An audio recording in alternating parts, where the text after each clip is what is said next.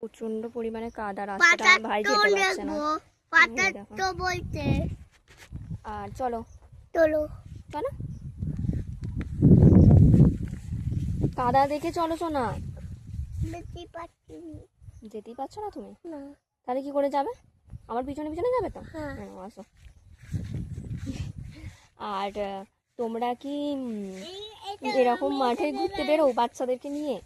একটু কমেন্টে বলো। আমি আমার ভাইকে নিয়ে মাঠে আসি, কারণ আমার ভাই, আমার জামাইবাবু আসলে, আমার দিদি বর আসলে ও ডিস্টার্ব করে, যাবো যাবো করে। তো বাড়ি যাওয়ার সময় যাবো যাবো করবে, কারণ বাইকে করে আসে, আর বাইকে করে যখন যায় তখন বলে আমি যাবো আমি যাবো। তো তার আগে আমি ওকে নিয়ে মাঠে ঘুরতে আসি, আর এমনি টাইমে ওকে মাঠে ঘুরতে নিয়ে আসি আমি। আর এরকম বেশ ভালো লাগছে, দেখো ফুল আছে, খুব সুন্দর লাগছে।